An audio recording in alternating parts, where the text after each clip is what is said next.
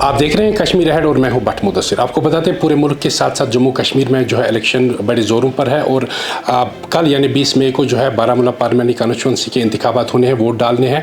तो इस क्या तैयारियां हैं, इन सारी बातों पर मुकम्मल जानकारी के लिए हमारे साथ रिटर्निंग ऑफिसर और डिस्ट्रिक्ट मजिस्ट्रेट बारामूला शर्मिका शिरपा जी हैं, उनसे जानते हैं। सर ये बताइए कि किस तरह की तैयारियाँ हैं और क्या इक़दाम उठाए गए हैं खासतौर से। जी, जैसे आपको पता है कि पिछले 3-4 महीनों से सारे हमारे जितने भी 4 डिस्ट्रिक्ट से जो ये 1 बारामूला पीसी में आते हैं, सारे जितने भी पुख्ता इंतज़ामात हो चुके हैं। आज जैसे आपने देखा होगा जो हमारे 15 डिस्पैच सेंटर्स हैं, वहाँ से टोटल 2103 पार्टीज़ अपने जो पोलिंग स्टेशन के लिए रवाना हो गई है। ऑलमोस्ट 90% से ज़्यादा हमारी पोलिंग पार्टीज़ पहुँच चुकी है और वहाँ पे व्यवस्था कर रही है। कल के दिन हमारी सुबह 7 बजे से पोलिंग होगी, 7 से लेकर 6 बजे तक। तो हम यही आशा और होप करते हैं कि कल बड़े नंबर्स में लोग आके वोट करें।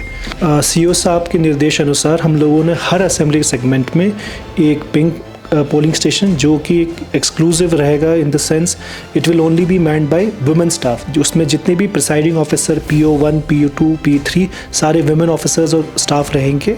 साथ ही साथ उसमें डिफरेंट कलर स्कीम रहेगी, डेकोरेशंस रहेंगे, सो दैट कि जो हमारे पोलिंग स्टेशंस भी एक अट्रैक्शन रहे for people to come and vote. जी, इसमें आप सबको मैं बताना चाहूँगा कि 5:30 बजे हमारी मॉक पोल शुरू होगी, जब सारे पॉलिटिकल पार्टीज़ के रिप्रेजेंटेटिव्स आएंगे। 5:30 से 7 बजे तक मॉक पोल होगी। 7 बजे का टाइम है जब हमारी आम आवाम के लिए पोलिंग शुरू होगा। 7 बजे से लेकर शाम के 6 बजे तक पोलिंग होगी। हाउएवर, अगर 6 बजे कोई पोलिंग में लाइन में खड़ा हो और उसको मौका ना मिले तो पोलिंग तब तक चलती रहेगी जब तक जो बंदा 6 बजे लाइन में खड़ा था तब तक उसका वोट नहीं लिया जा सकता। इसके लिए सारे प्रिसाइडिंग ऑफिसर्स को चिट भी दी गई, टोकन्स भी दिए गए हैं टू इंश्योर कि अगर लेट्स से कोई 5:30 बजे लाइन में आता है पर लाइन लंबी है और 6 बजे तक वोटिंग नहीं कर पाता है, उसको डरने की ज़रूरत नहीं है। जब तक जो लोगों को टोकन दिया गया है, जब तक वो नहीं कंप्लीट होता, पोलिंग चलती रहेगी। इसके अलावा जो मैं आप सबको बताना चाहूँगा, जो वोटिंग के डॉक्यूमेंट्स है, एक तो एपिक है। अगर किसी के पास एपिक नहीं हो तो इलेक्शन कमीशन ऑफ इंडिया ने 11 और डॉक्यूमेंट्स को ऑथराइज़ किया है जिसके थ्रू वो वोटिंग कर सकता है, जैसे कि आधार कार्ड हो गया, आपका पासपोर्ट हो गया, ड्राइविंग लाइसेंस हो गया, सर्विस ID हो गया। बस ये इंश्योर होना चाहिए कि उसके पास इलेक्टोरल रोल में नाम हो।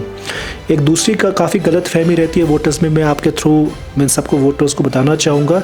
कई वोटर्स सिर्फ वोटर इन्फॉर्मेशन स्लिप लेके आते हैं, तो मैं आपके माध्यम से ये बताना चाहूँगा जो वोटर इन्फॉर्मेशन स्लिप होता है वो बस एक स्लिप होता है जिसमें इन्फॉर्मेशन होता है कि उसका सीरियल नंबर क्या है, पार्ट नंबर कहाँ है और कहाँ पर वोटिंग करना है।